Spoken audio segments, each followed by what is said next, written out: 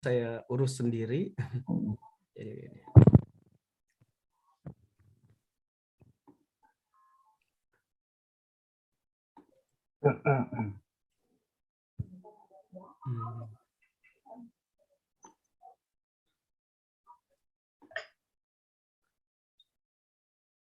ada lagi yang bentar ya sebelum saya mulai pembukaan.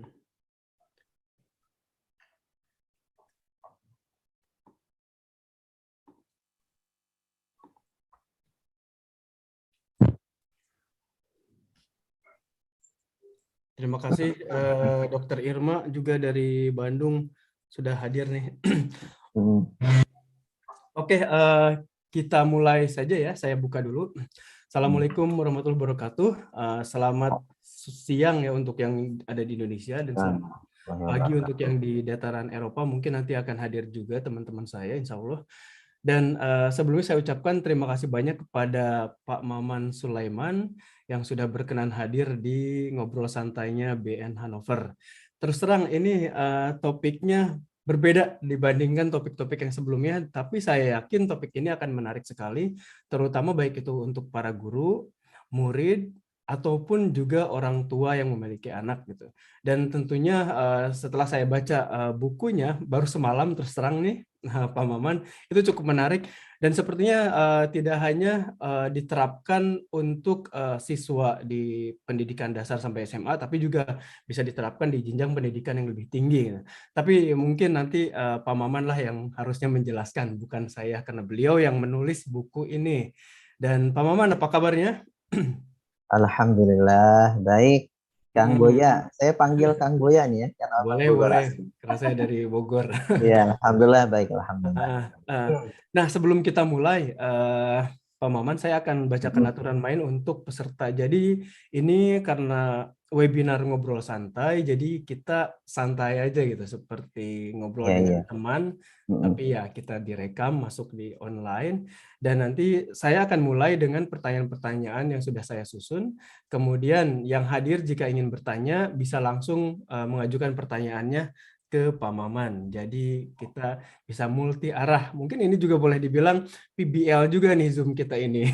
Karena kolaborasi dan nanti Pak Maman lah, tapi di sini yang sebagai muridnya. Kita lihat nanti.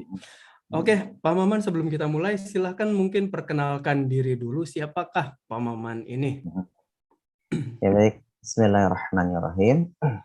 Assalamualaikum warahmatullahi wabarakatuh. Assalamualaikum. Alhamdulillah, hamdan katsiran thayyiban mubarakan fih kama yuhibbu rabbuna wa yarda. Wassalatu wassalamu ala nabiyil karim wa ala alihi wa sahbihi ajma'in. Ya, baik. Yang pertama mungkin tentunya saya pribadi mengucapkan banyak terima kasih kepada Kang Boya ya. Ya, ada rasa mungkin bangga, rasa terharu juga ya yang bisa diminta untuk menjadi salah satu narasumber dalam kegiatan kita hari ini gitu ya, melalui Zoom meeting gitu ya. Apalagi ini kan Kang Boya juga kayaknya lama di sana ya, di Jerman ya, di Hannover ya. Nah, sebelum saya ini juga perkenalkan, saya juga ingin tahu nih tentunya tentang Kang Boya ya secara umum ya. Nah, ini juga ingin tahu juga nih Kang Boya di sana itu udah berapa lama gitu ya di Hannover Jerman ini gitu ya. Ya sekarang di sana lagi musim apa nih? Waduh, ini ya. jadi kebalik nih jadi nanya saya. Mungkin nanti Apa? akan saya kupas lebih lanjut karena saya juga pernah ditanya beberapa teman Oh gitu ya. untuk apa sih menginikan background saya di sini tuh seperti itu. Tapi Ya, intinya ini sebetulnya agak sara nih. ada Pak Sarah Maman ya. kalau nanya berapa lama, soalnya ya cukup lama. Boleh dibilang sudah lebih dari 9 atau 10 tahun lah, 10 segitu tahun ya. aja. 10 tahun Sekarang ya. lagi musim spring tapi menjelang summer, musim panas karena suhunya sekarang sudah mulai 20-an, tapi kadang-kadang suka berubah menjadi di bawah 20 bahkan sampai 11 gitu. Dan itu cukup dingin dan kadang kita tuh harus betul-betul mempersiapkan apa baju yang multi musim gitu karena dari Oh gitu panas ya. ke lumayan sejuk yang harus ganti baju. Itu saja dari saya Oh karena ya. ini tamunya ini Pak Maman, tidak boleh nanya saya. Iya, Silakan. baik. Ya, baik. Terima kasih Kang Boya ya. Jadi saya coba ingin memperkenalkan diri ya. Kalau untuk nama Maman Sulaiman ya biasa dipanggil Pak Maman ya. Dan memang saya untuk basic setelah dulu lulus S1 gitu ya, itu memang saya dari UNJ, Universitas Jakarta. Jadi memang basic saya semenjak saya lulus SMA itu, entah kenapa saya punya keinginan kuat ingin menjadi seorang guru ya. Walaupun dulu mungkin guru kayaknya kecil gajinya ya, tapi memang punya motivasi pribadi saja gitu ya, ingin belajar dan ingin menjadi seorang guru gitu ya. Mungkin ada juga guru yang memang menjadi favorit saya, yang menginspirasi saya sehingga saya harus bisa terjun untuk menjadi seorang guru. Artinya ingin terlibat gitu ya, atau di dalam khususnya di dunia pendidikan. Maka saya putuskan itu saya melanjutkan di Universitas Jakarta. Ya, saya mengambil jurusan pendidikan biologi. Nah, dengan komitmen itu, ya alhamdulillah lulus tahun 2007 ya di UNJ. Nah, sampai dengan detik hari ini saya masih komitmen untuk terjun di dalam dunia pendidikan. Jadi saya belum pernah merasakan bekerja di perusahaan gitu ya atau di pabrik. Memang saya concern di dalam dunia pendidikan. Dan saya juga keinginan ingin ekspor gitu ya di dalam bidang pendidikan ini, karena memang ini kan menjadi tanggung jawab bersama kita ya. Karena kan mencerdaskan kehidupan bangsa, dan mencerdaskan kehidupan bangsa juga kan bukan menjadi tanggung jawab pemerintah, tapi semua elemen masyarakat termasuk kita gitu ya.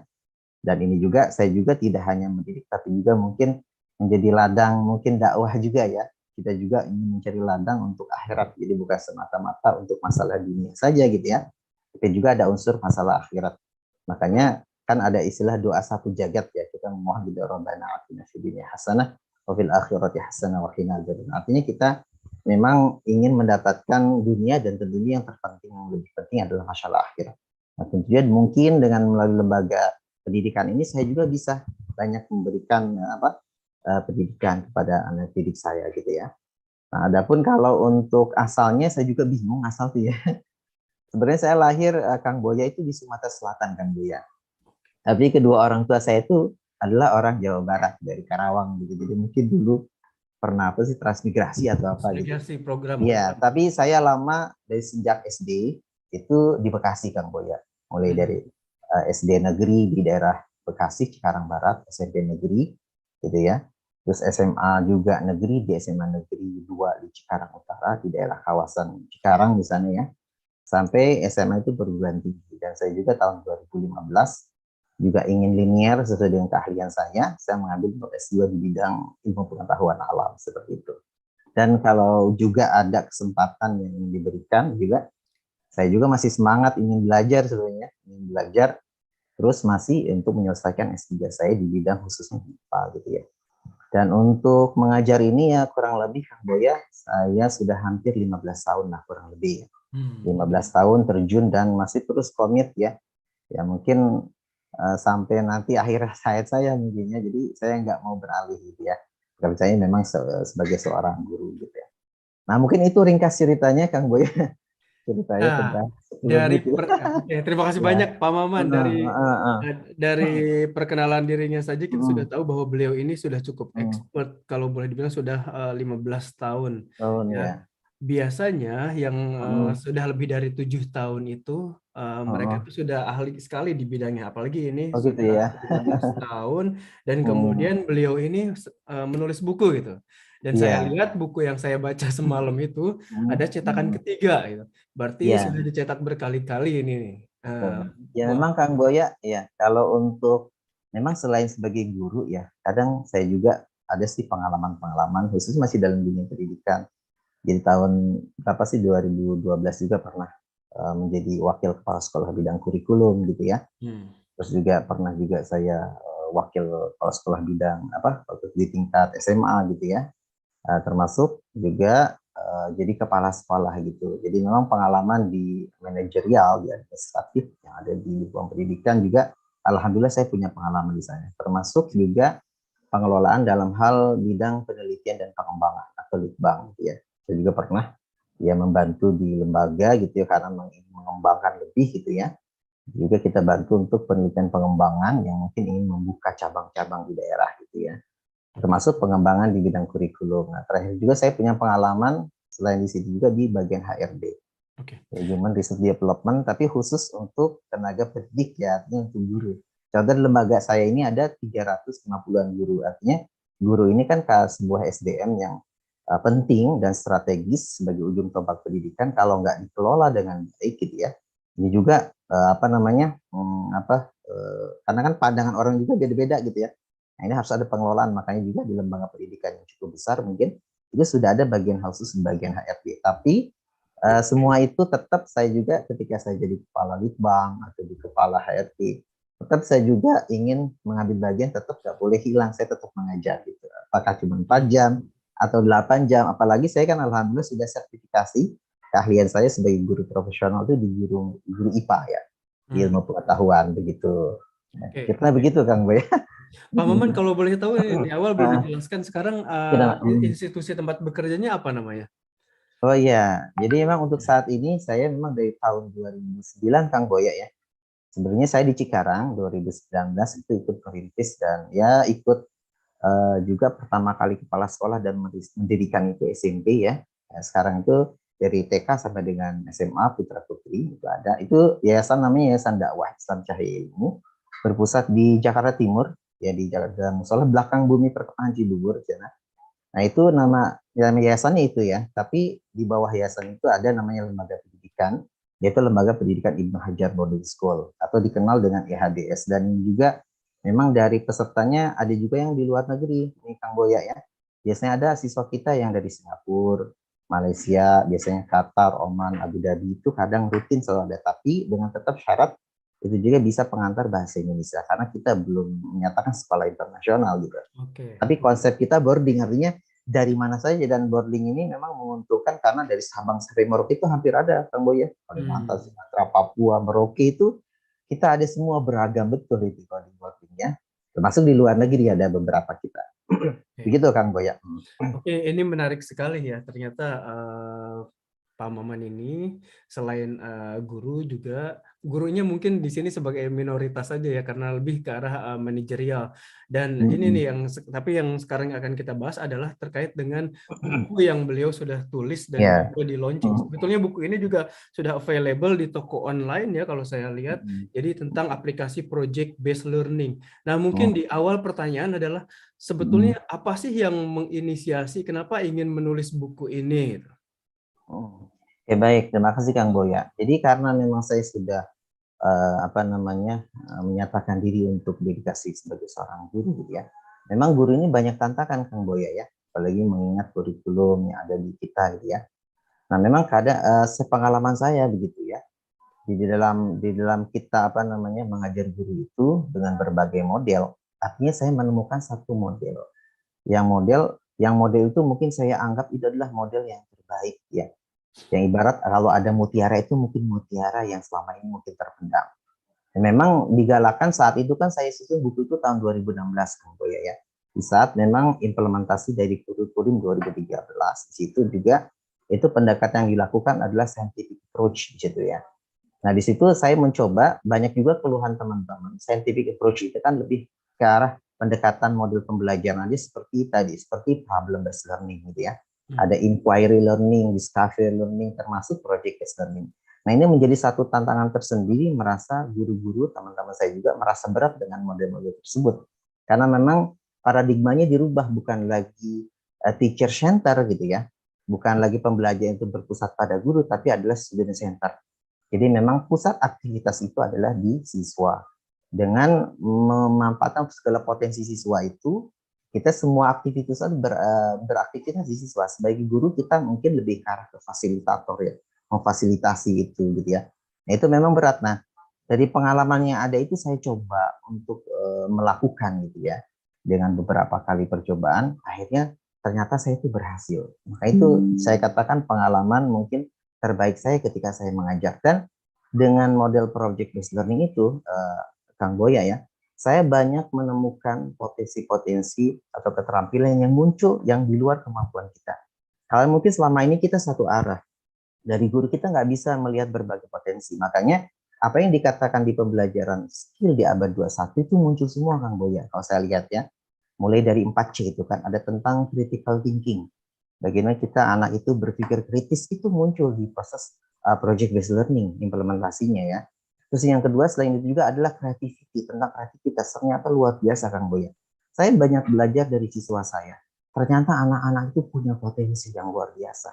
Di luar kemampuan kita gitu ya. Nah, kita juga tidak bisa menyamakan semua. Nah, dari hal itu saya bisa melihat, oh potensi anak si A ini, Fulan ini begini. Yang Fulan ini begini, ternyata beda-beda Kang Boya. Dan itu mereka-mereka yang tadi mungkin seperti multiple intelligence. Jadi kecerdasan itu banyak. Jadi kecenderungan itu banyak. Nah, dengan project based learning, dengan model itu, dengan pendekatan scientific approach itu akan tampak dengan jelas. Ya, artinya muncul segala potensi anak gitu ya, tentang kreativitinya. Dan juga yang C yang ketiga itu kan di dalam skill abad 21 di dalam pendidikan itu adalah tentang communication. Artinya komunikasi ya. Dan ini sangat muncul dan tampak terlihat di dalam proses step-step di project based learning gitu ya. Dan yang terakhir adalah tentang kolaboratif gitu ya. Artinya di sini kolaboratif. Kolaborasi juga akan tampak gitu ya. Nah, ini makanya ketika saya menemukan ini gitu ya, dan saya merasa nyaman dengan model tersebut gitu ya, seolah-olah saya menemukan satu mutiara yang selama ini saya belum temukan gitu. Jadi saya katakan, wah ini biasa ya, ternyata kalau kita belajar seperti ini, apa dikatakan mungkin pakar-pakar di dalam itu benar gitu. Kalau memang tadi ya, kita bisa memanage waktu dengan baik dan tepat, artinya tepat penggunaannya gitu ya. Dan ini juga memang saya katakan tidak langsung serta-merta seperti mudah membalikan tangan, tidak gitu. Memang butuh beberapa kali gitu ya, sampai ke taraf kita sempurna di dalam implementasi project listening. Itu juga perlu proses gitu ya, gitu Kang Boya. Jadi apa namanya, nah dari situ saya akhirnya ini satu best practice pengalaman terbaik. Akhirnya saya punya ide, kenapa pengalaman terbaik ini saya tidak bisa tularkan kepada orang lain gitu, kepada guru-guru yang lain gitu. Maka saya punya saat itu adalah langsung membuat satu tulisan terkait dengan apa yang saya lakukan itu berhasil tentang project based learning.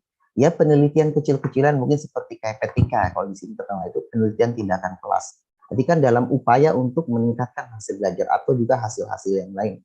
Karena hasil belajar itu bukan hanya dari konsep kognitif, tapi juga dari afeksi ya, dari sikap, juga dari keterampilan gitu ya.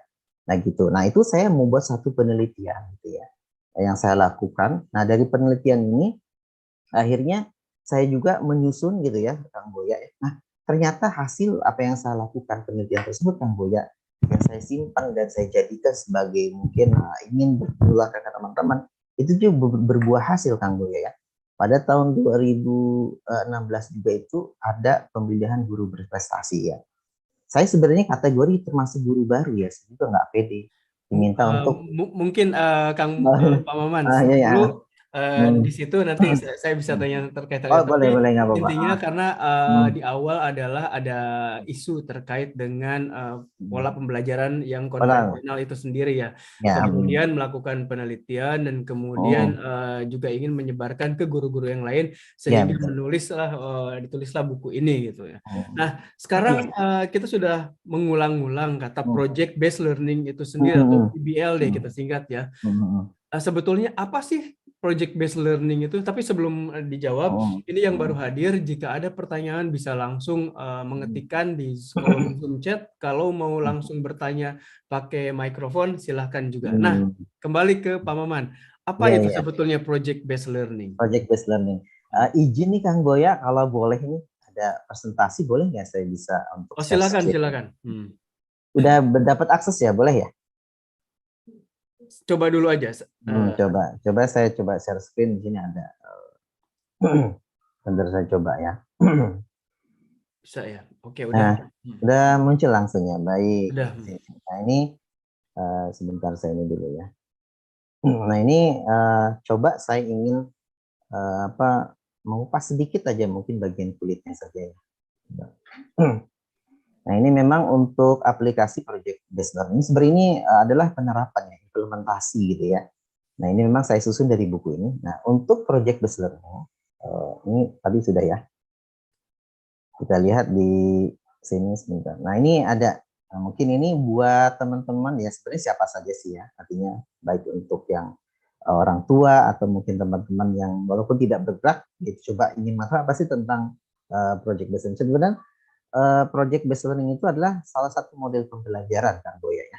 Jadi tadi yang saya katakan model pembelajaran yang dikembangkan di kurikulum 2013 yang tadi cita-cita dari kementerian itu dengan kurikulum 2013 itu kan untuk menyongsong bagaimana di tahun 2045 genap 100 tahun itu adalah abad emas lah katanya gitu ya.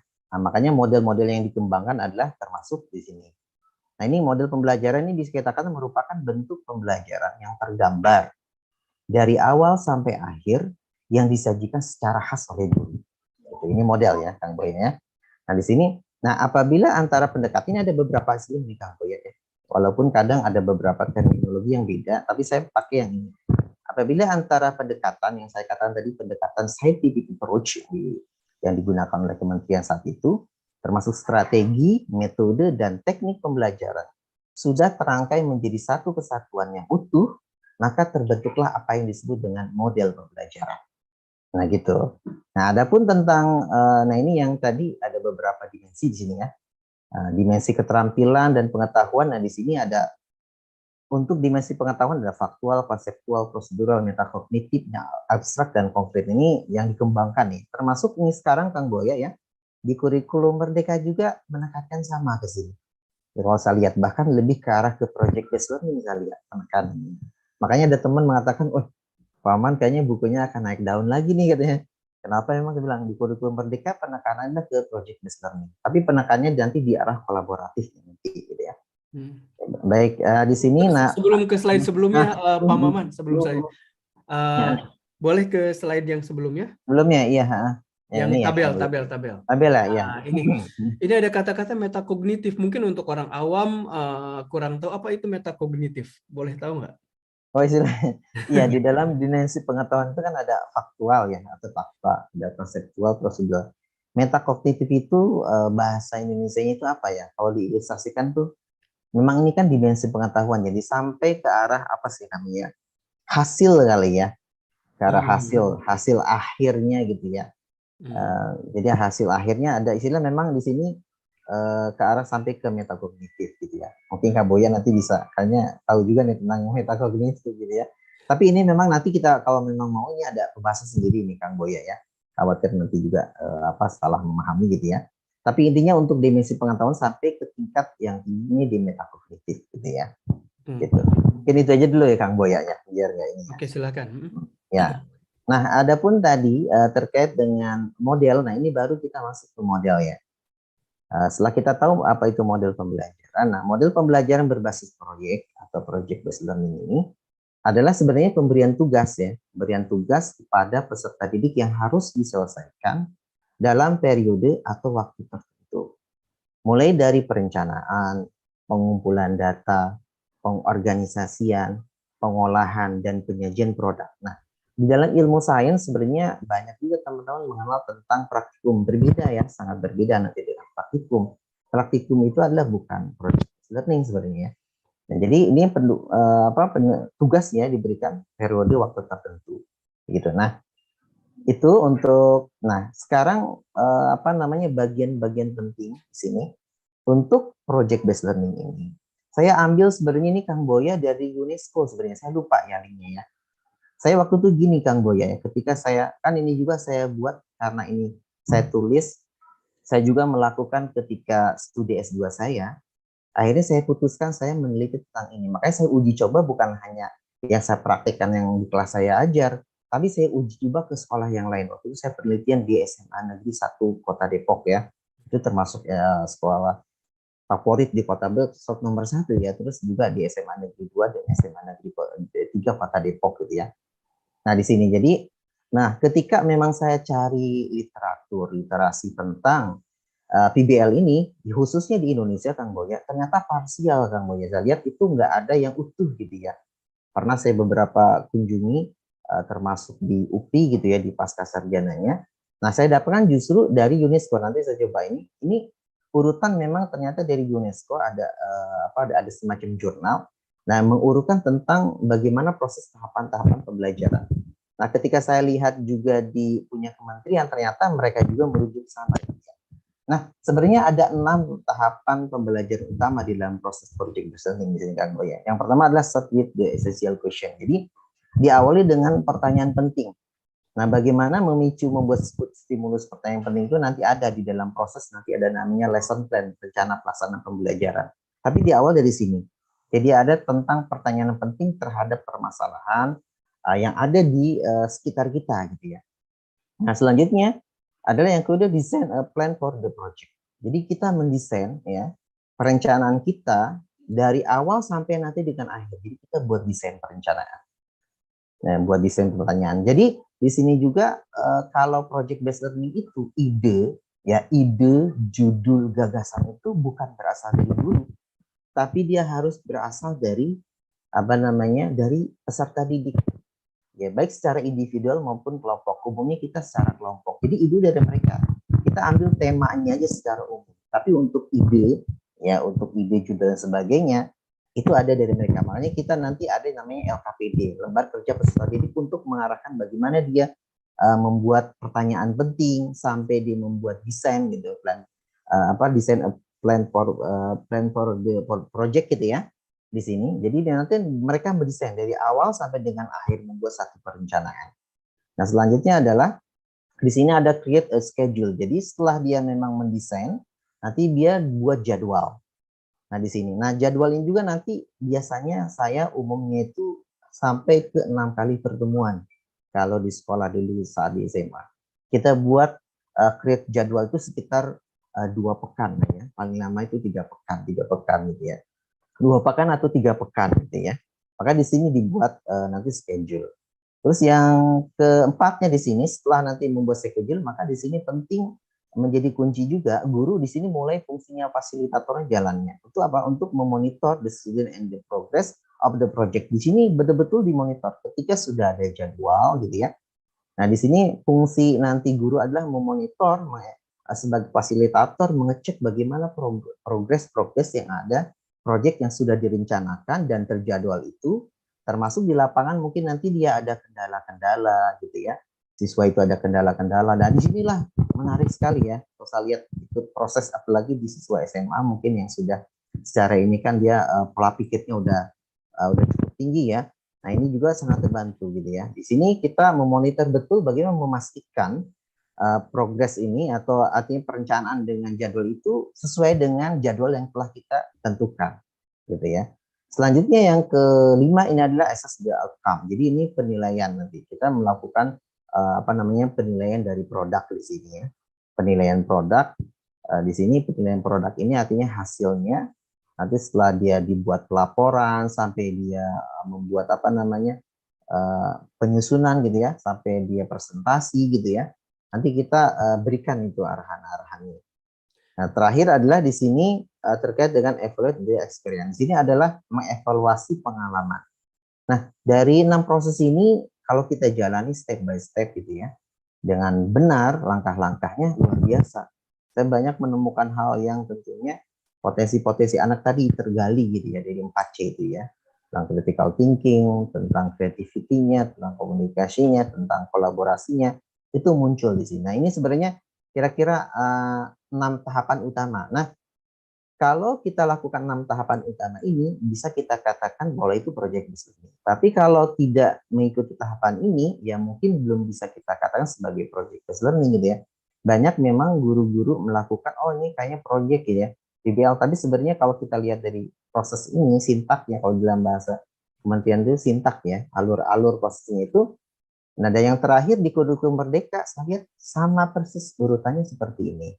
Gitu, yang sekarang juga dikembangkan oleh Pak Nadiem Makarim. Makanya Pak Nadiem Makarim itu kan selalu mengatakan dia katanya anak itu harus banyak tanya, banyak coba, dan banyak karya. Nah, itu pernyataan beliau tuh, dibilang banyak tanya, banyak coba, banyak karya. Nah, untuk banyak tanya, banyak coba, dan banyak karya, itu memang tepat dengan menggunakan project based learning. Nah, itu pernyataan beliau cukup pernah dibilang pernyataan beliau gitu. Ini nah, menarik kan, nih. Oke, menarik. Tunggu dulu di slide ini. Bentar dulu saya. Iya. Ini semuanya dilakukan oleh siswa kan ya. Siswa. Dan nanti bagaimana guru itu menilai project based learning terhadap individu siswa itu sendiri? Boleh diceritakan nggak? terkait dengan individu ya. Soalnya soalnya kan kita tahu, walaupun saya sendiri setuju jika apa sih siswa itu berkolaborasi, berdiskusi dalam suatu pelajaran, tapi di ujung-ujung nilai yang dilihat tetap adalah nilai individu.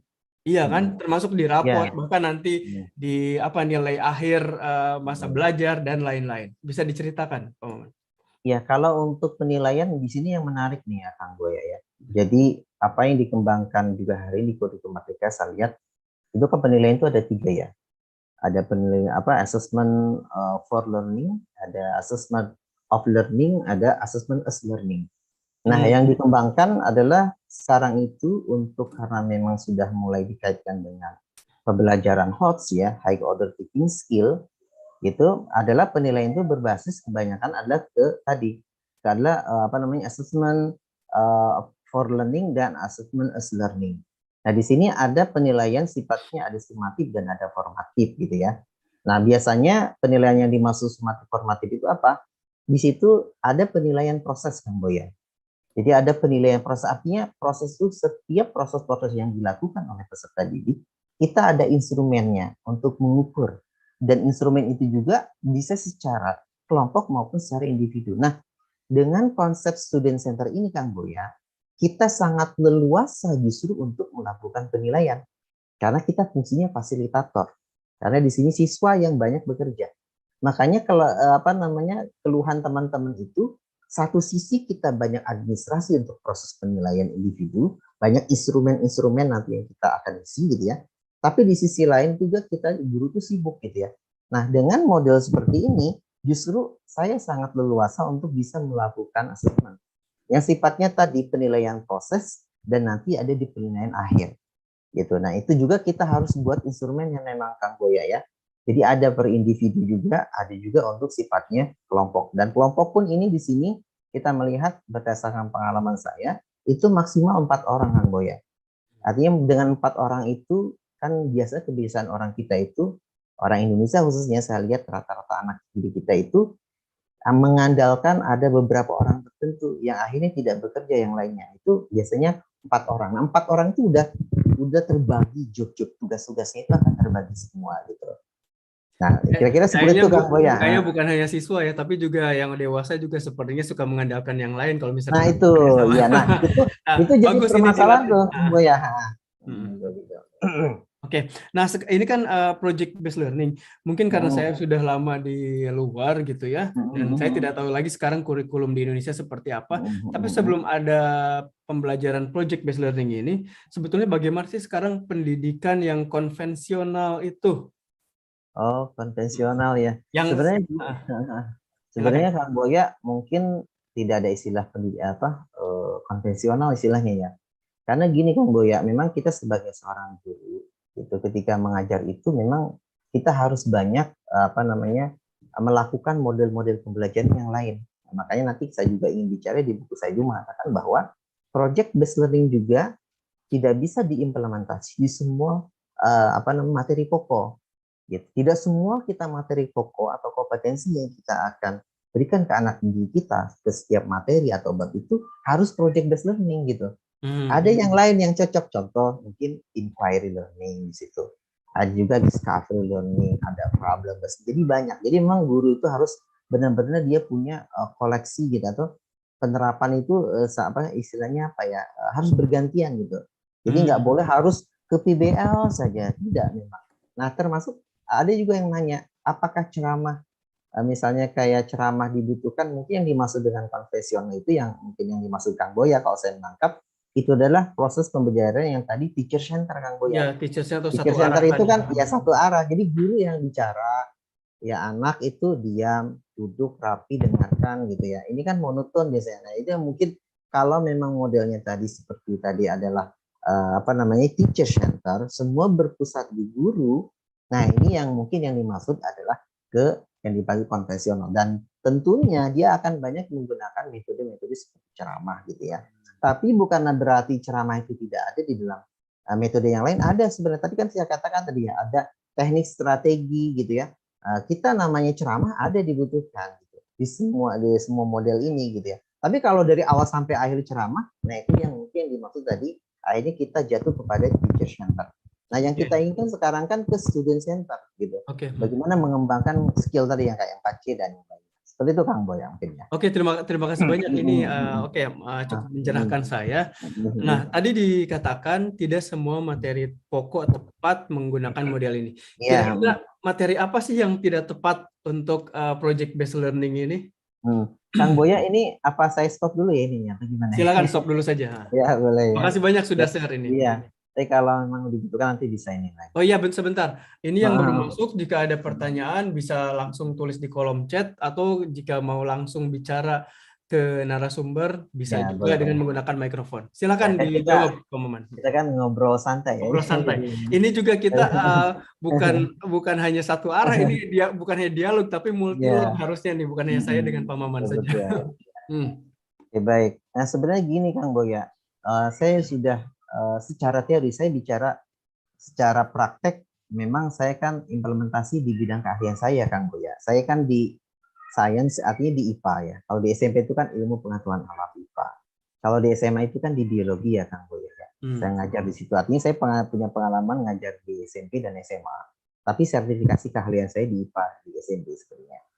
Nah, maksud saya gini, untuk diimplementasi artinya gini, secara teori gitu ya, bahwa project based learning ini adalah bisa diimplementasi di semua mata pelajaran Kang Boya. Di semua mata pelajaran. Ya, artinya di semua mata pelajaran gitu ya. Dan juga bisa diimplementasi di semua jenjang pendidikan sampai bahkan ke tingkat mahasiswa. Dan ini banyak ya dikaji. Dan buku saya ini Kang Boya, alhamdulillah ketika saya luncurkan tahun 2016 gitu ya. Dan target saya memang menulis itu apa? Tadi yang sepertinya saya ingin berbagi kepada teman-teman sesama guru gitu ya. Berbagi bagaimana sih saya bisa berhasil melaksanakan PBL. PBL itu tidak juga berat gitu, bahkan mengasihkan gitu ya. Kita sebagai guru dan anak juga ternyata asik. Buktinya dari mana? Dari hasil angket Kang Boy. Saya juga melakukan riset bukan hanya persepsi saya, tapi berdasarkan angket yang kita sebar kepada peserta didik kita gitu ya, dan juga berdasarkan hasil dari dari penelitian yang memang saya lakukan uji di sekolah-sekolah begitu ya. Gitu. Jadi penerapannya boleh di semua jenjang ya Kang Boy ya, di semua juga mata pelajaran. Artinya itu bisa dilakukan project based learning. Bahkan kayak di sekolah kami itu kan bukan hanya pelajaran umum, juga ada pelajaran tentang diniyah atau agama. Kita kan juga sekolah umum berbasis agama ya. Kita kan sebut dengan SUBA, sekolah umum berbasis agama. Artinya umumnya kita juga 100% dan menginduk ke kementerian pusat kita, tapi kita juga punya nilai-nilai lebih. Nilai-nilai lebih yang mungkin belum tentu dimiliki yang lain adalah dalam hal penguasaan basis keagamaan yang kokoh, yang kuat gitu ya.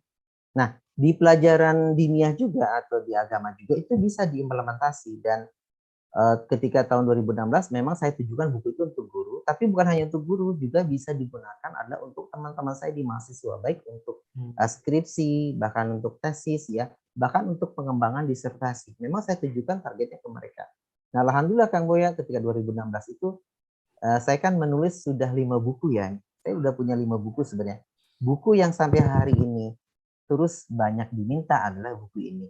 Gitu ya. Saya juga memang udah pernah mengisi beberapa pelatihan gitu ya, udah beberapa kali lah terkait khusus, baik yang saya datang sifatnya offline maupun secara webinar itu juga saya sudah beberapa kali lakukan seminar untuk terkait dengan project based learning gitu. Intinya kesimpulannya Kang Boya, boleh diterapkan di mana saja, tapi yang paling tahu siapa, materi apa, itu adalah guru yang bersangkutan. Tapi saya jelaskan konsepnya gitu ya. Kalau di saya di biologi saya tahu gitu ya. Artinya kompetensi dasar yang mana, materi-materi pokok yang mana, itu saya bisa contoh. Kalau di SMP saya pakai yang di bioteknologi, itu pakai project based learning. Terus kalau di SMA saya terapkan juga tentang pencemaran lingkungan Kang Boya ya. Nah, itu juga luar biasa tentang pencemaran atau tentang global warming, tapi lebih ke arah ke pencemaran lingkungan. Apalagi pernah marak waktu itu kita banyak bencana yang itu sangat dikaitkan dengan bahwa bencana itu kan akibat dari kerusakan tangan-tangan manusia sebenarnya ya. Dampaknya adalah bencana. Itu juga menarik. Pernah kita kaji, kita buat satu project based learning terkait dengan tadi tema pencemaran lingkungan misalnya. Begitu Kang Boy. Jadi Nah, yang paling tahu nanti saya juga kan ngasih itu pelatihan ya Kang Boya di beberapa sekolah gitu ya, baik di sekolah tingkat SD, SMP, SMA. Saya katakan bisa semua diimplementasi. Saya memberikan kerangka konsepnya, tapi yang menentukan materi yang pas, bab yang mana, itu adalah guru yang bersangkutan. Tapi secara teori bisa, gitu Kang Boya. Nah, seperti itulah Oke, mungkin. terima kasih banyak. Ini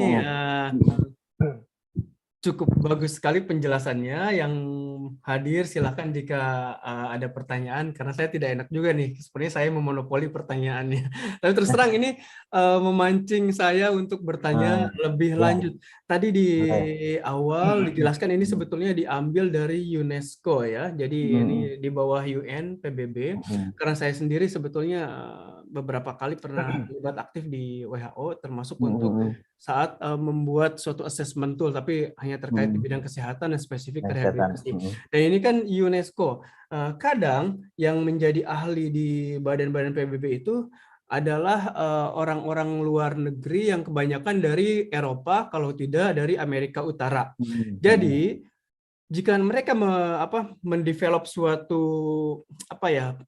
project atau assessment tool atau apalah, itu biasanya akan sedikit sulit untuk diimplementasikan di negara-negara berkembang termasuk Indonesia yang punya kultur yang sangat berbeda sekali. Nah, saat penerapan ini untuk dilakukan penelitian, kira-kira ada nggak pitfalls atau hambatan saat penerapan PBL ini yang sudah dikembangkan oleh UNESCO di tempat di mana Pak Maman menerapkan? Hambatannya pasti ada Kang Boya ya. Ah. Dan itu memang pasti ya. Kita lihat gini. Pertama hambatannya terkait dengan pola pikir anaknya. Mereka tuh kebiasaan itu disuapi gitu Kang Boya. Ya. Tadi metode dengan tadi yang dikatakan konvensional yang itu berpusat dari guru gitu ya. Jadi mereka biasa seperti itu. Jadi ketika diperkenalkan dengan model project based learning, kita butuh proses waktu yang cukup lama untuk bisa anak itu mengikuti pola kita gitu, yang kita maksudkan ya, pola-pola itu. Makanya saya katakan tadi, karena memang anak-anak didik kita biasa, guru-guru kita itu dengan tadi yang mungkin Kang Boya maksud metode konvensional ada dengan ceramah, mereka itu ibaratnya kalau makan itu disuapin terus gitu Kang Boya, disuapin gitu ya. Nah ini juga menjadi permasalahan terus terang gitu ya bagi saya ketika mengimplementasi itu, dan itu kadang menjadi berat. Ada faktor kendala dari peserta didik. Itu butuh waktu. Makanya untuk penerapan project based learning ini tadi saya katakan Kang Boya, bukan berarti sekali kita terapkan langsung berhasil, tidak. Nah ini yang dimaksud dengan nanti larinya kayak ketika penelitian tidak akan kelas. Artinya apa? Ketika kita sudah implementasi sekali nggak berhasil, kan kita evaluasi tuh Kang Boya, kelemahannya di mana, apakah dari faktor sayanya atau dari faktor siswanya, kesiapan mereka gitu ya. Nah kita evaluasi, kita ulang lagi nanti, kita ulang lagi sampai beberapa kali sampai menemukan pembelajaran itu pas gitu ya. Pembelajaran itu pas dan memang diterapkan secara sempurna gitu ya, mendapatkan hasil yang baik. Nah berdasarkan itu memang di situ berdasarkan dari beberapa kali evaluasi, saya jadi tahu gitu ya, oh lemahnya di sini pertama begini dan sebagainya. Akhirnya saya tahu, oh pelaksanaan gini. Dan untuk fashion guru juga penting Kang Boya ya. Kan guru juga punya gaya belajar kan beda-beda ya. Ada guru itu yang kalem, ada juga yang ya, kita beraneka ragam lah ya. Nah makanya saya katakan juga ketika saya ngisi beberapa pelatihan bagi sekolah atau webinar gitu ya. Saya kan juga tergabung di ASESI, nah ada namanya Asosiasi Sekolah Sunnah Seluruh Indonesia gitu ya. Saya pernah jadi kepala bidang dan saya beberapa kali diminta untuk juga melakukan webinar secara nasional untuk sekolah-sekolah sunnah Islam yang ada di Nusantara gitu ya. Nah itu juga ya saya bilang bahwa ini memang tidak mudah dan itu juga terkait ada gaya dari gurunya juga gitu ya. Ya, makanya saya bilang implementasi nanti kita akan menemukan pola yang pas buat kita. Gitu, jadi pola yang pas buat kita. Nah ketika sudah menemukan Kang Boya, gaya kitanya, terus ketemu PBL itu klop, pas gitu, yaudah itu ketemu. Kita mau implementasi di mana juga akan sama hasilnya. Itu udah, artinya udah berdasarkan riset kita memang udah pas untuk kita gitu. Nah ini juga saya khawatir juga ketika diterapkan oleh teman-teman kan ingin juga terburu-buru bahwa PBL itu langsung berhasil, tidak juga saya bilang. Dan juga terkait dengan faktor-faktor eksternal mungkin gaya kita di dalam mengajar itu juga cukup berpengaruh Kang Boy. Gitu mungkin ya. Ya, oke. Berarti pertama dari pengubahan culture yang sudah dilakukan sejak dulu ya untuk para murid yang biasanya teacher center gitu. Center ya, Sekarang teacher adalah center ya. student center untuk yang PBL ini. Dan tadi kan dikatakan bahwa Pak Nadiem Makarim sebagai Menteri Pendidikan juga sekarang mengembangkan atau ingin mengimplementasikan hal serupa ya di tingkat nasional. Nah, kira-kira secara nasional atau mungkin yang Pak Maman tahu sudah berapa persen sih sekolah-sekolah di Indonesia mencoba untuk menerapkan project based learning ini? Ada nggak Nah, datanya? nah, kalau data sih saya memang nggak punya ya, tidak punya ya Kang Boya ya. Jadi memang kalau untuk data saya juga tidak punya data. Artinya, soalnya begini, project based learning ada sih satu sekolah. Pernah saya juga dipanggil di satu sekolah di daerah Depok gitu ya. Bahkan dia punya nilai lebih yang dia jual itu adalah dia menggunakan pembelajarannya adalah project based learning, bahkan khusus gitu. Makanya saya dipanggil saat itu Ini untuk sekolah swasta apa memberikan negeri, Pak? swasta. Oke, Swasta di Depok itu dia ingin mentraining guru-gurunya karena dia punya ikon salah satu juga menjadi satu nilai lebih dia adalah pembelajaran dengan project based learning dia bilang gitu ya. Nah, akhirnya saya diminta untuk melatih guru-gurunya terkait dengan bagaimana sih implementasi yang tepat di dalam yang kita maksud dengan project based learning yang sesungguhnya begitu ya. Nah, itu ada memang beberapa sekolah gitu Kang Boya. Tapi kalau saya data, soalnya gini loh, PBL ini kan model pembelajaran Kang Boya ya. Jadi juga kalau kita katakan apakah diimplementasi, kalau secara nasional, arahan Pak Nadiem itu udah lama Kang Boya. Ketika 2013 dia berganti juga, tadi saya katakan dia banyak coba, banyak tanya, dan banyak karya. Dan itu di dalam proses model pembelajaran yang dikeluarkan oleh kementerian, itu ada PBL, Project Based Learning, dan bahkan di situ dia memberikan sintak-sintak itu apa alur-alur gitu ya, alur-alur proses untuk pembelajarannya. Nah mungkin saya belum tahu nih Kang Boya kalau untuk data karena PBL tadi saya katakan PBL ini kan kita bukan di sekolah itu kan bukan hanya menggunakan PBL, jadi banyak juga model bisa juga cooperative learning. Sekarang juga lagi digemakan kayaknya ke kolaborasi ya, collaboration learning gitu ya. Saya juga belum begitu memahami, tapi intinya di PBL ini juga di Merdeka Belajar ini justru sekarang menjadi penekanan utama juga begitu. Kalau data saya belum punya nih Kang Boya, mohon maaf saya belum Oke, punya data. menarik sekali. Nah, ini Ya. kembali ke pertanyaan, menyambung jawaban tadi di awal, Pak Maman. Tadi kan ini dicoba di sekolah-sekolah di Depok, misalnya SMA 1. SMA 1 Depok itu memang sekolah favorit. Saya juga punya teman di sana, waktu itu lulusan sana, dan dia cukup memang hebat. Dan satu hal mungkin, jika ini kan Indonesia cukup luas, masih banyak daerah-daerah yang tertinggal, terutama yang di sisi-sisi luar pulau. Apakah memungkinkan untuk diterapkan di daerah-daerah yang lebih ini kondisinya dibandingkan yang di Pulau Jawa gitu? Dan jika ada hambatan, kira-kira apa yang harus diselesaikan Wah, untuk tidak menerapkan ini? ada kendala Kang Boya. Tidak ada Kita kendala. lihat ya tidak ada. PBL ini bisa diterapkan dalam kondisi apapun dan tidak terbatas itu kota atau daerah terkecil, nggak ada. Tinggal memang tadi dari gurunya memahami tidak tentang alur proses dari project based learning. Karena ada beberapa teman-teman yang mengklaim PBL, saya bilang itu bukan PBL karena alur-alur yang digunakan itu saya bilang itu mah praktikum seperti IPA gitu ya. Artinya segala sesuatunya udah disiapkan oleh guru, judulnya, ininya. Sedangkan untuk project based learning kalau kita lihat itu murni adalah untuk ide, untuk judul saja, untuk penentuan nanti variabel bebas maupun terikatnya. Kalau kita lebih ke arah ininya, ke arah penelitiannya misalnya, itu adalah yang menentukan adalah siswa. Tapi kita bikin tools, alat untuk bagaimana anak bisa menemukan itu gitu. Nah itu fungsi kita.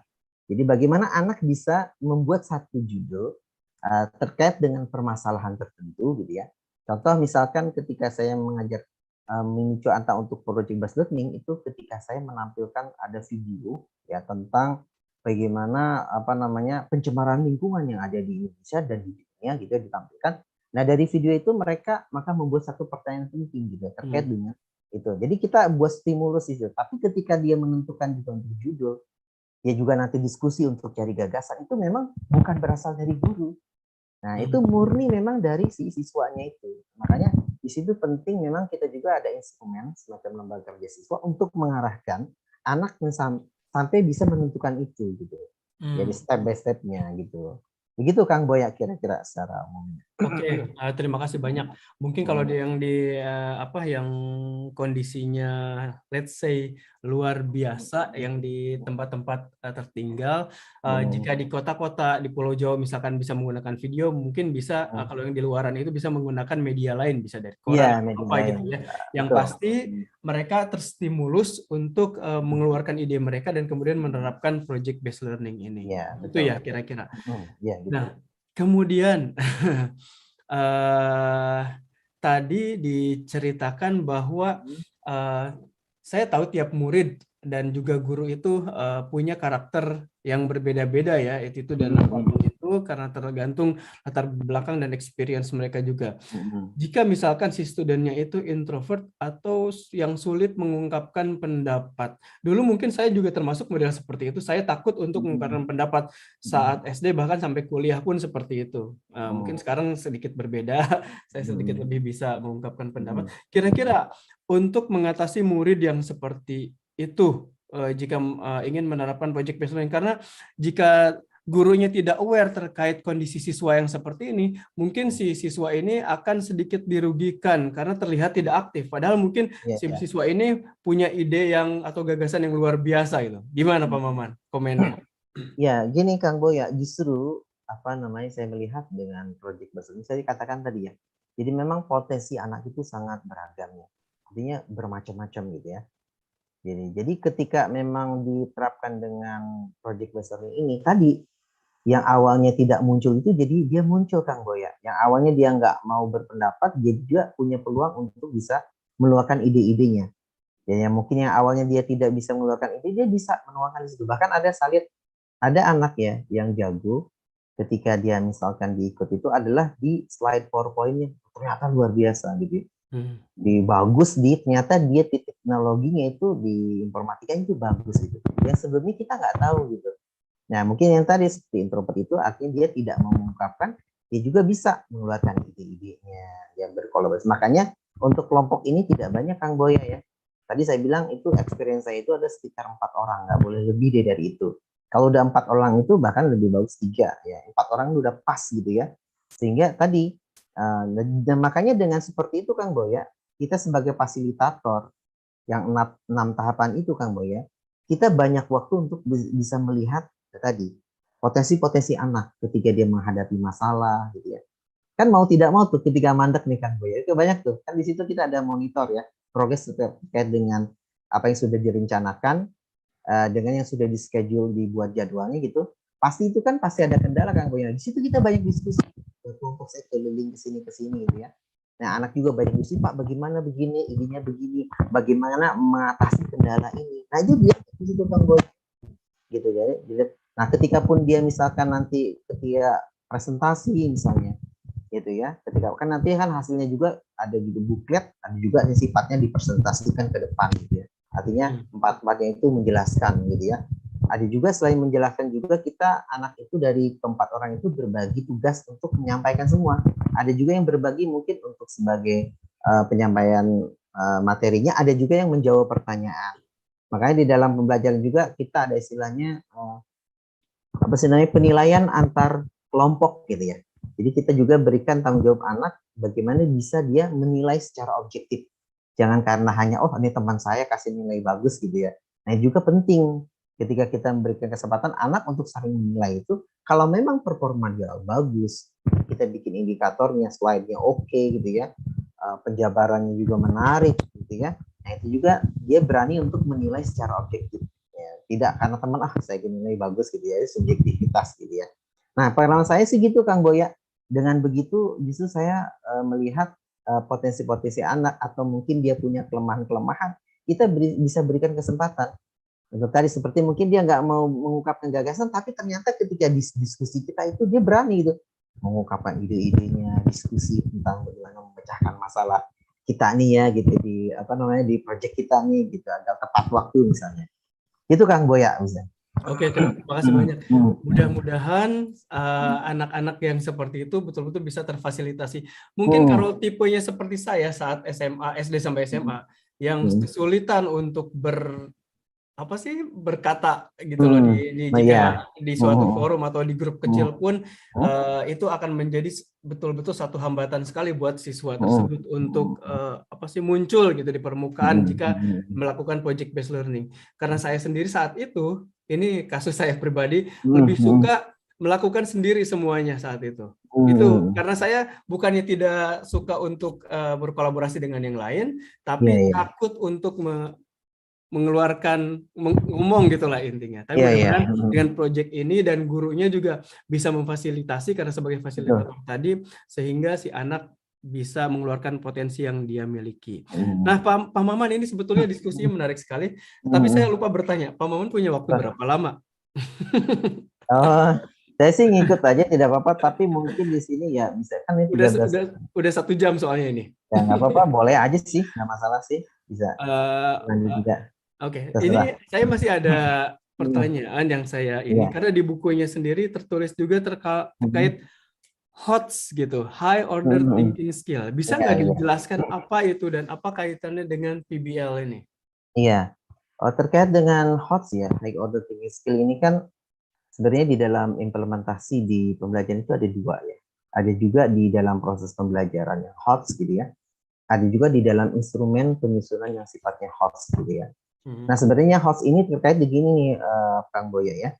Jadi penerapan di dalam HOTS ini gitu ya, di dalam misalnya kasus pembelajaran, itu bagaimana proses pembelajaran itu ya terkait dengan pola pikir itu nanti yang dikembangkan itu adalah bukan lagi kan kita ada istilah biologi itu di pendidikan ada namanya taksonomi Bloom ya. Level pola pikir tingkatan berpikir gitu ya. Ya, itu ada 6 Kang Boya ya. Ada C1 itu tentang pengetahuan ya, C2 tentang pemahaman ya. C3 itu tentang aplikasi penerapan ya. C4 ini udah mulai tentang analisis ya. C5 ini tentang evaluasi. Yang keenam itu adalah tentang create, yaitu membuat sesuatu gitu ya.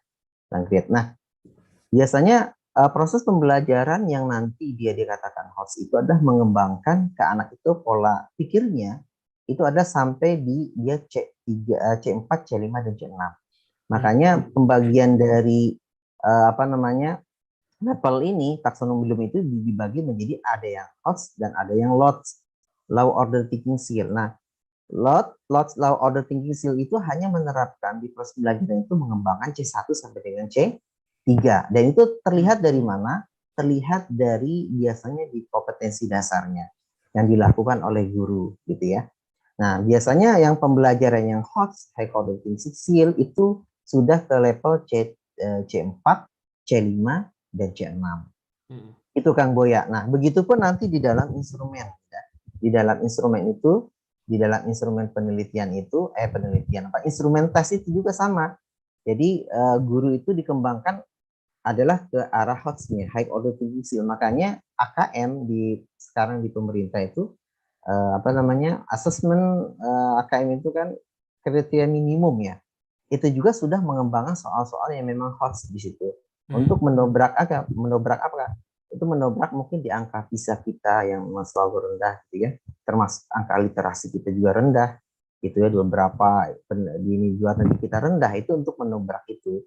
Gitu kira-kira pengembangannya gitu Kang Boy. Apalagi sekarang di kurikulum Merdeka saya lihat sudah memang mengedepankan yang tadi pembelajaran yang HOTS dan termasuk instrumen tes yang nanti digunakan juga yang sifatnya HOTS. Kita di C4, C5 dan C6 di dalam pola pikirnya gitu. Oke. Terima kasih banyak. Jadi ini memang saling terkait ya. Dan kan tadi di awal sebelumnya saya sudah katakan bahwa ini sudah 1 jam lebih sedikit.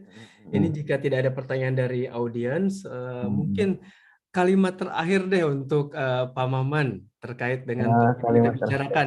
Ini kira-kira apa? Silahkan. Ya baik, sekali lagi terima kasih nih Kang Boy atas kesempatannya ya. Jadi mungkin saya mengajak kepada teman-teman nanti yang menyimak dialog bincang kita ini gitu ya. Mungkin bisa nanti memotivasi atau menginspirasi gitu ya. Jadi apa yang kita lakukan sebagai guru ketika memang kita menemukan satu best practice ya, pengalaman terbaik, saya sarankan untuk coba ditulis, artinya didokumentasikan bisa menjadi sebuah apakah jurnal kayak PTK gitu ya, atau memang juga bisa disusun menjadi sebuah buku gitu ya, gitu agar memang bisa dimanfaatkan oleh orang lain dan juga bisa diterapkan oleh orang lain. Jadi apa yang kita sudah berhasil lakukan bisa diterapkan di tempat yang lain. Dan ini juga sekali lagi tadi juga tentunya bermanfaat buat saya, tadi yang saya katakan hasil dari penelitian saya, termasuk pengalaman saya juga, itu juga membawa saya saat itu. Makanya ketika saya ikut guru berprestasi di tingkat Kota Depok saat itu di SMA, itu kan prosesnya saya lihat ada 4 tuh ya. Pertama ada seleksi administrasi. Jadi yang kedua itu adalah tes tulis, jadi ada bahasa Inggris dan pengetahuan tentang pendidikan. Yang ketiga wawancara. Yang terakhir itu adalah presentasi best practice, artinya pengalaman terbaik. Ternyata saya lihat dari semua 4 proses itu, nilai saya yang sempurna itu adalah di penyajian tentang best practice. Nah itu ternyata punya manfaat. Padahal kalau saya lihat dari seleksi administrasi itu administrasinya itu, kalau yang lain itu udah puluhan tahun ya, bahkan bawa saya tuh datang dia sampai di atas meja itu deskripsi tentang RPP itu banyak sekali ya pengalamannya. Kalau saya cuman ya tipis sekali, ternyata itu bukan itu ya dilihat. Ternyata dari pengalaman best practice itu sangat bermanfaat buat kita yang menghantarkan kita itu. Dan satu lagi juga, saya juga pernah ikut lomba namanya DEVITA ya, Depok ICT Award tahun 2014 yang diadakan oleh Dinas Pendidikan Kota Depok dan bekerjasama dengan waktu itu langsung menteri yang membuka di Margo City itu ya. Waktu itu kalau nggak salah Menteri Kominfo dari Tipatul Sembiring ya. Ternyata hasil dari juga apa yang saya lakukan dan saya dokumentasikan hasil dari belajar saya waktu itu ada namanya IT Udik ya, IT untuk tenaga pendidik, itu lomba blog khusus untuk seluruh guru di Kota Depok. Alhamdulillah saya juga dapat juara 3 ya, dapat handphone, dapat ini.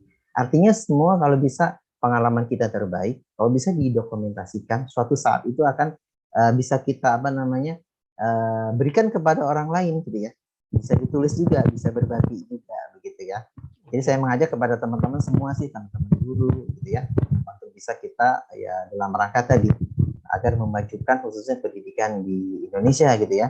Seperti itu. Mungkin itu saya dari saya, Kang Boy. Sekali lagi terima kasih banyak sudah diberi kesempatan untuk hadir. Mudah-mudahan bisa diundang lagi. Amin, insya Allah. Ya. Satu lagi Pak Maman, maaf saya lupa. Ini kan berupa buku nih. Kalau boleh tahu bukunya ini available di mana, Pak Maman? Mungkin nanti audiens yang lihat di YouTube juga ingin tahu. Oh, untuk bisa didapatkan gitu ya. Sebenarnya saya buku itu memang saya tidak masukkan di Gramedia ya. Itu saya online memang di marketplace ya.